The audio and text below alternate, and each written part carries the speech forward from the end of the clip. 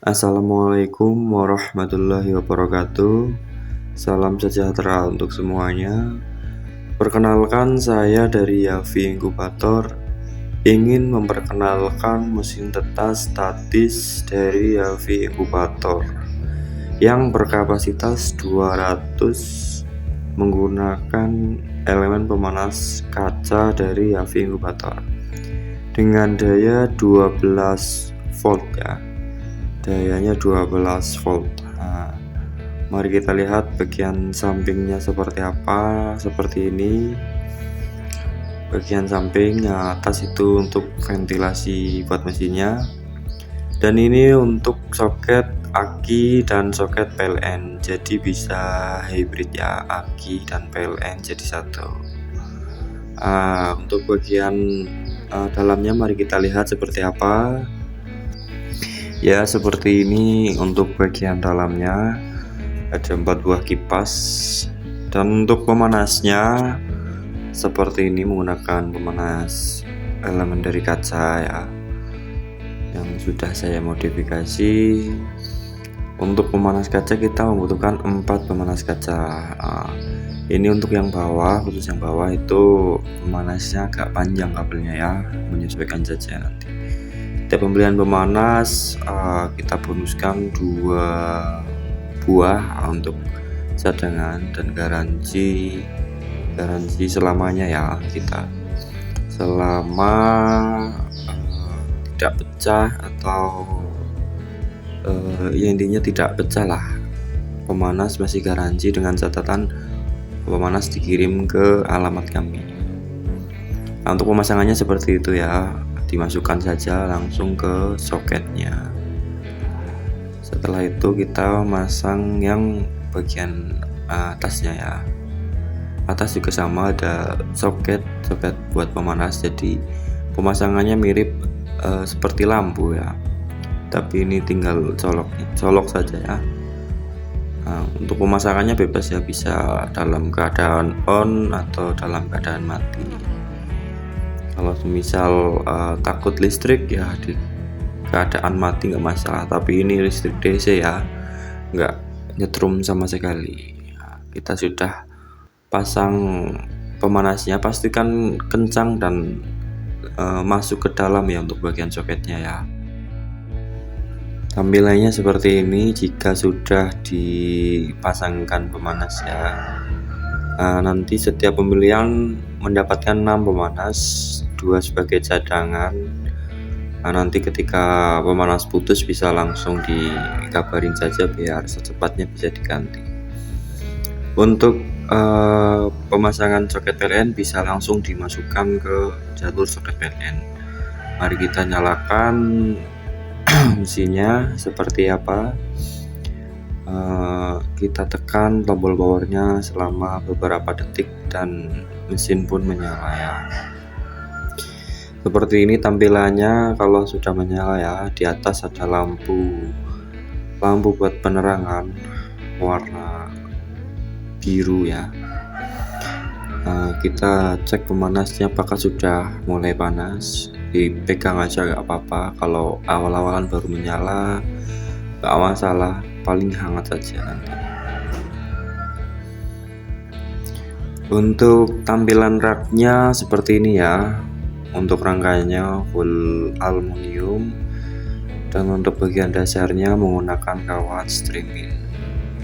Dijamin awet ya, dan gampang juga untuk membersihkannya ya. Langsung saja kita pasangkan raknya. Untuk raknya ini bisa ditarik ya, jadi ketika membersihkan bisa langsung ditarik saja. Dan nanti kalau saat pengiriman, raknya itu dibaut satu persatu, jadi untuk melepaskannya tinggal dicopot pakai obeng saja ya. Seperti inilah tampilannya ketika sudah menggunakan rak ya. Selanjutnya untuk peletakan telurnya, untuk usia muda kita taruh di atas ya. Setelah itu yang tengah untuk usia pertengahan, dan yang bawah untuk usia akhir atau usia akan menetas. Bagaimana kalau umur yang sama. Umur yang sama itu nggak masalah ya, yang penting ketika sudah menetas itu harus dalam kondisi bersih untuk digunakan lagi ya. Jadi ketika menetas kan kotor.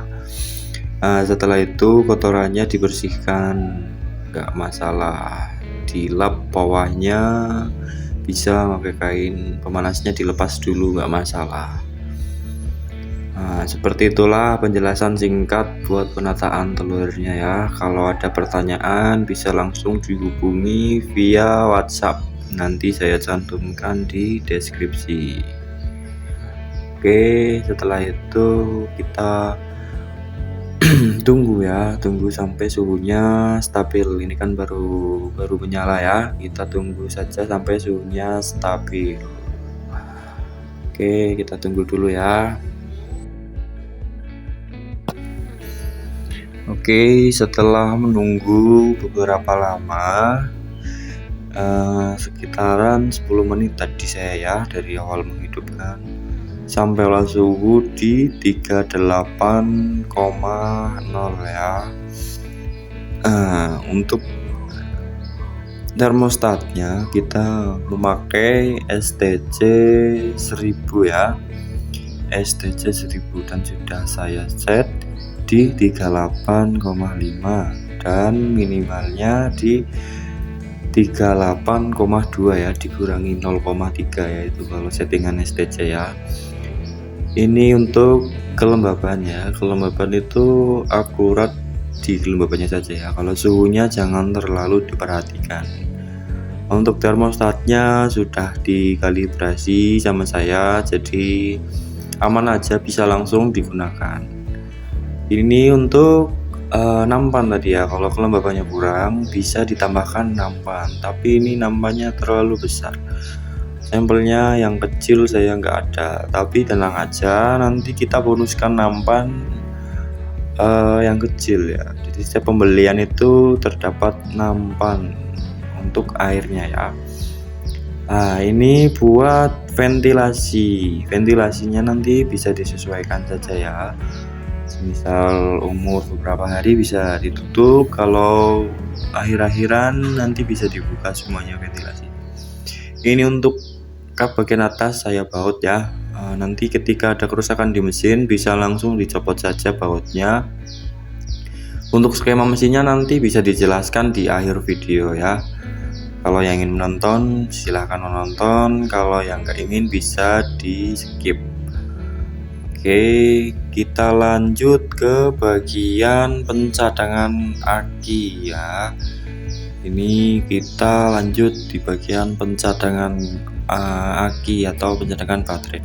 Karena saya tidak mempunyai baterai aki yang besar ya, kita menggunakan baterai aki yang kecil.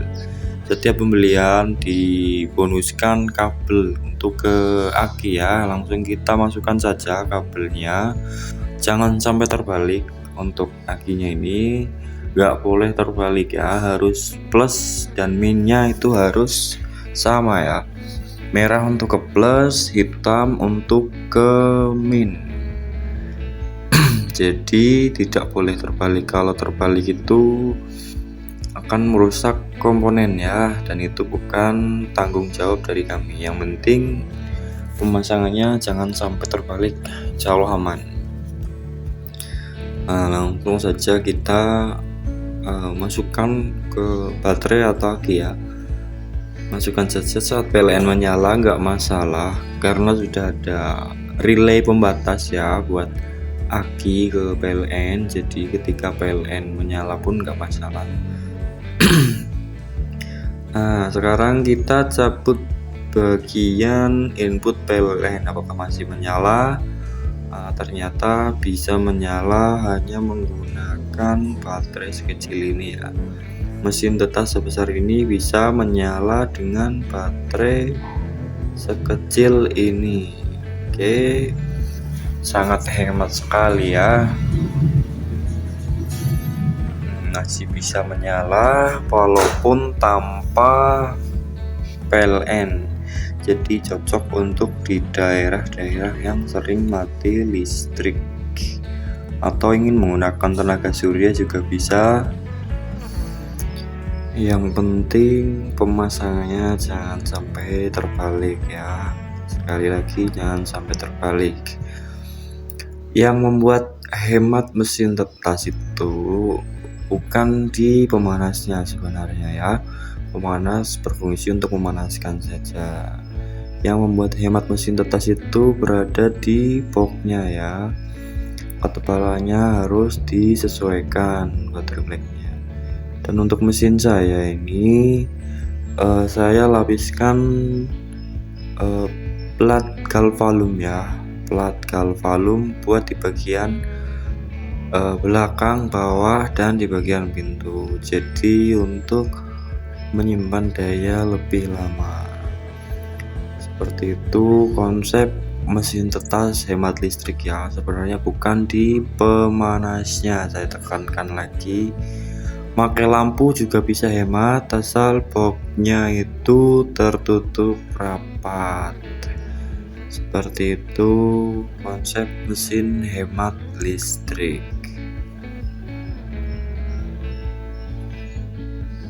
Nah, dan untuk selanjutnya beginilah tampak atas ya, tampak atas bagian kap mesinnya.